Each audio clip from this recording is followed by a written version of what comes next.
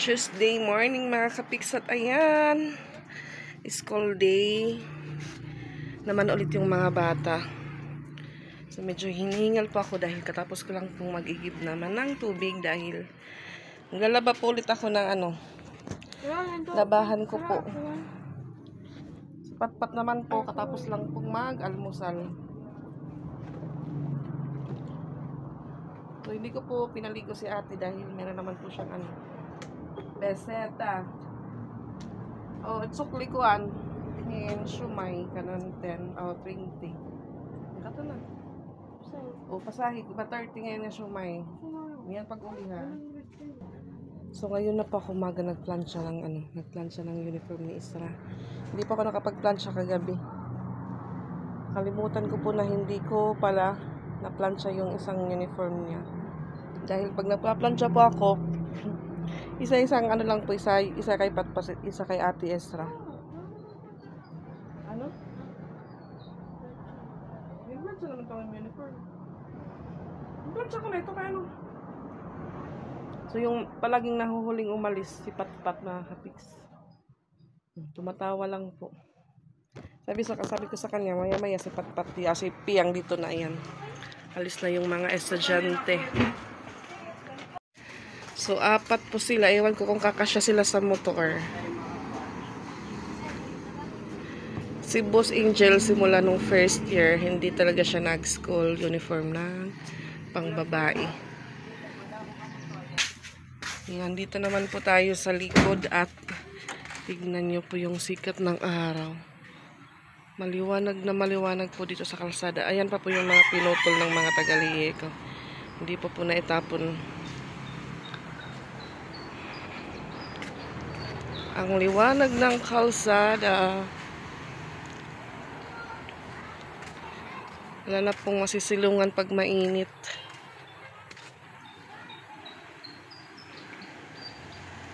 Oras ay 7:35 na po mga katiks.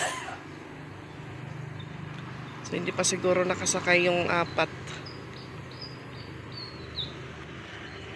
So yan, dito na po si Piang, nagmamaritesan po sila ng ate Patpat niya.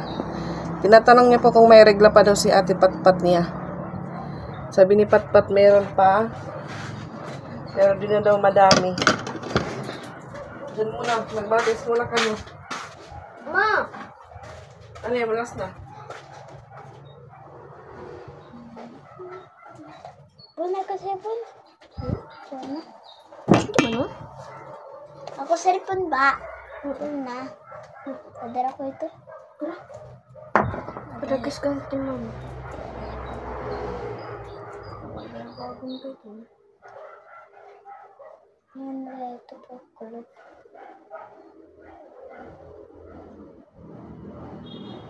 Tapos tamang nganit mag-charge yun. Tamang nganit ko ano. Sa cellphone. Lagi pa siya na kay buto-buto ito.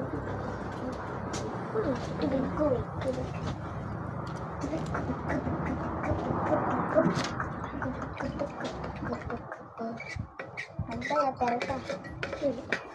Ha?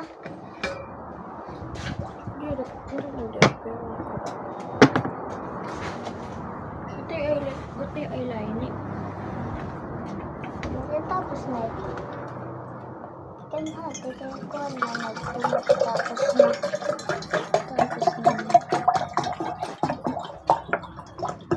Bukan yung lulu. Anak.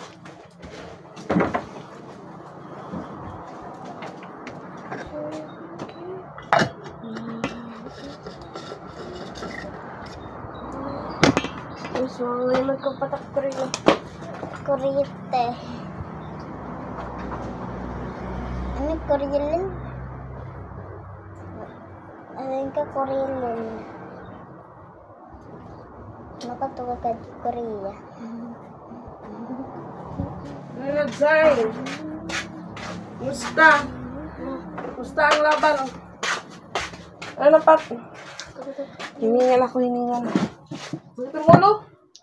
Pwede ba yun? Hi Ryan! Masakay ka mo Ryan? Papa.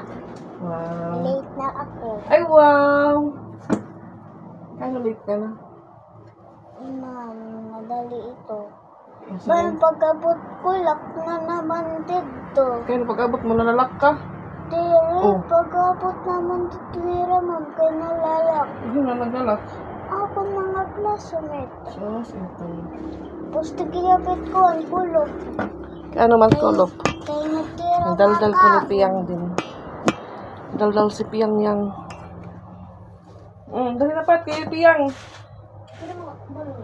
Ay, balon. Ay, wow. Ubus na yung max ko. Ang amon kinsakyan ng kakulog kay e-bike. E-bike? Wow, pero niyo bayad. So, sumasakay po sila tuwing umaga, mga kapiks. Hindi na po sila naglalakad. 20. Ako, kuan, wallet. Adto lang ka ng tindahan na nangahalin. Dali. 20 na araw yun. Hindi man ka mo ginawas. Ginkuan. Matos ako. Ginkuan pa nga ni kami, ginsuklian pa. Ang sulan pa rin 20? Di, 5. Ginhatag na lang. Pasahe, Jis. Balon, 15. O, ano man. O, dapat pat. Ikaw, may balon ka? Kaya mo balon. Price. May price ka? Lutuan ka ni mama? Katay na kuya AJ. Pwede piatos, ma. 5. Pwede piatos. Ay, ito pat. O, 5 Jis ito ha. Ang tag mo na rin bursa. Ang piatos nga na ng kuwan, mga nervyo. Ayun, ano yan na ito pag-uli. Ito na ka sila ng oras. Pwede ba ako pag-snack? Pag-snack. Snack ang kulong?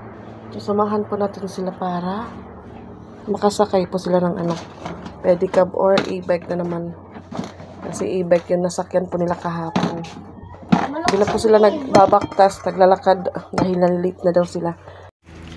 Ayan. Ano? Picture ka mga dua. Picture dito dali. Smile. 1, 2, 3. Smile. Ito na. Ayan. Sabi ni Piyang lumiwanag daw dito sa kalsada.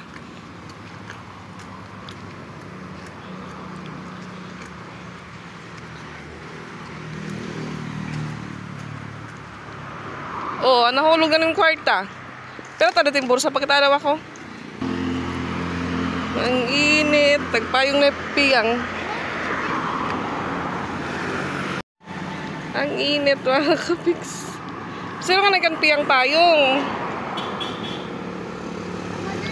Ayan po yung mga pinutol na sanga.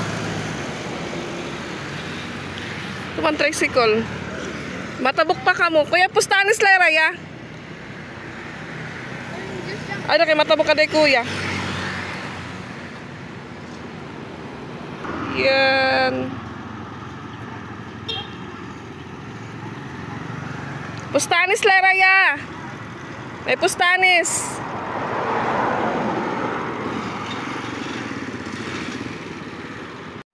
Yan, hinintay ko po muna yung mga bata na itawid yung or tumawid po yung sinasakyan nilang tricycle. So, tumawid naman po sila papuntang school. Kaya ako naman ngayon, magbabad pa ako ng labahan ko, mga kapiks. Ayan, alas 10:30 na po, mga kapiks. Da-dryer na po ako ng mga nilabhan ko. Si Rose Andin po naki-dryer kanina kasi yun nga ho. Yung sikat ng araw po. Kanina napalitan ng makulim din. Tapos ngayon naman ulit. Sumikat na naman yung araw. Yun po yung kasabihan na ang panahon ay weather lang. So, kaunti lang naman po yung labahan ko. Natapos po ako agad, mga kapiks. Natagalan lang pa akong mag-ano dahil naabutan pa ako ng alas 10. Yun nga, pa po ako nagsaing, nagwalis. So, ito mga short na lang po yung last na ita-dryer ko.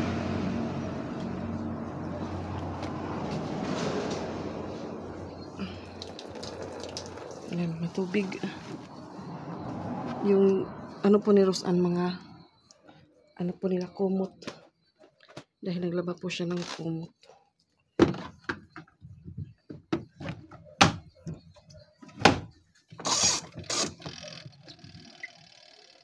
Nakakatagal pa talaga yung mag-iigib ka pa. Ayan. Pa-dryer na tayo ulit.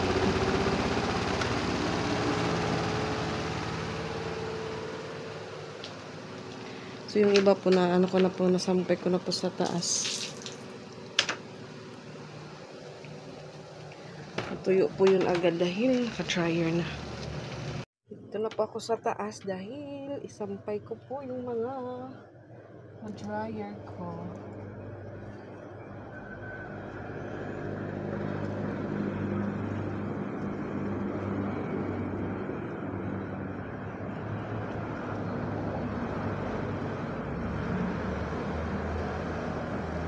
Sayang po kasi pag uniform lang po na isa yung nilabhan ko, sayang po yung powder. Kaya mas maganda po, isabay na lang yung ibang labahan.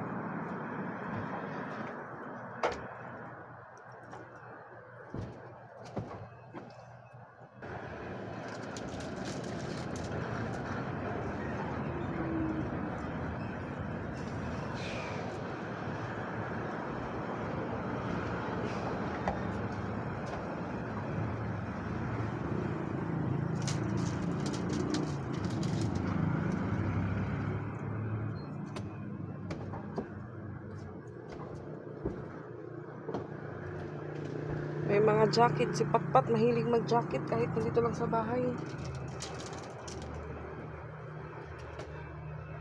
Kahit na pa nakatago na yung jacket. Kukunin pa rin ni Patpat. Ayan. Dumilim na, tabunan. So kahit mga short, i-hanger ko po para ito yung tuyo.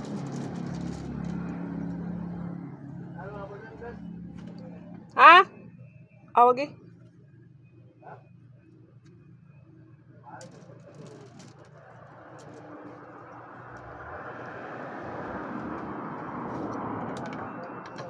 Akala ko pa ko yung tinatanong ni Tito. Akala ko pa nang tatanong si Tito sa akin.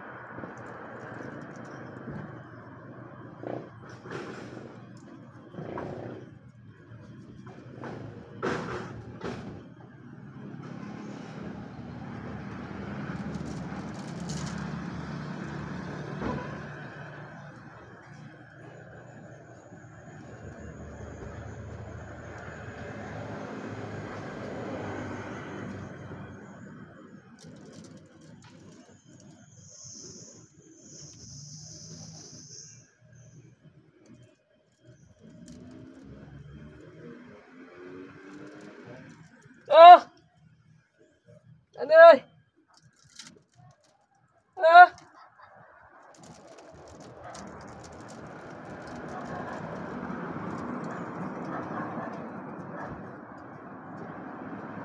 Bumibili po si EJ.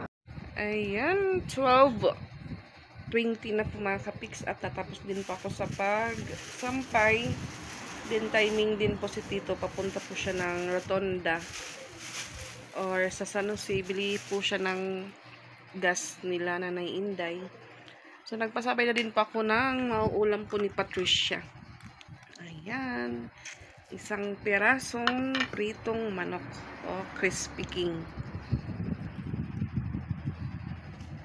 Kain na po siya dahil nauna na po ako kanina.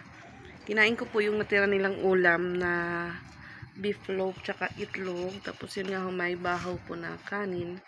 Yun po yung kinain ko dahil nakaramdam pa ako ng gutom mga kapiks. Ayun mga kapiks. Dumadami po yung pimples ko. Ikaw kadami kapit ako na?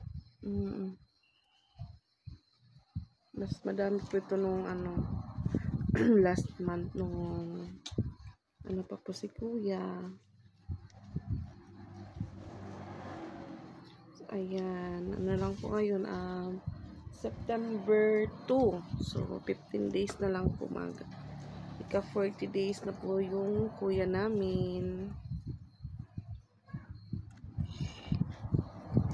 So inaayos pa po yung SS tsaka Pag-ibig po ni kuya. Kaso may mga requirements po na kailangan pa po ng signature ng papa niya, signature po ni mama. So sana po before po hindi pa po umabot yung date ng 40 days niya po, may makuha na po kahit sa SS lang muna para kahit pa paano may magagamit din po na handa sa ika 40 days niya na galing din po sa pera niya na pinagpaguran niya.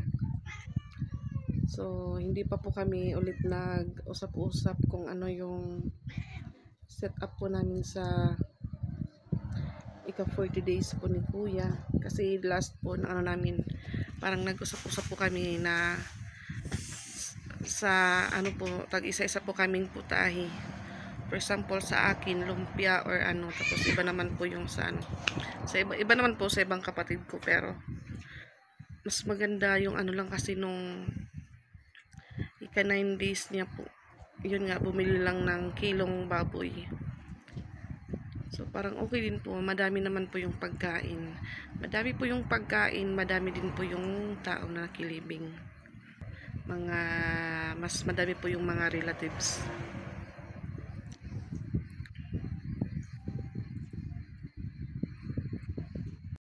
So, hindi naman po importante yung pabongga-bongga. Yung importante po is po yung ika 40 days ni kuya, then mapasyalan siya ulit doon sa sementeryo, din yun nga mapadasalan ulit mga kapiks. Ayan, lumabas na naman po yung sikat ng araw at papasok na po si Patpat. So, yung uniform po ni Ate Ezra, hindi ko po nilagay sa mainit na portion dahil nag-iiba po yung kulay niya.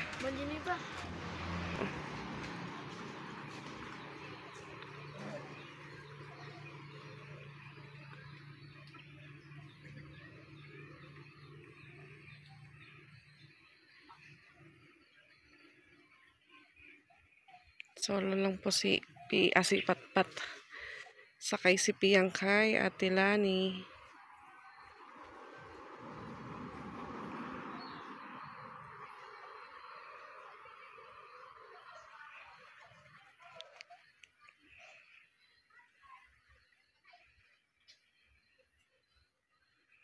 Doon naman is na.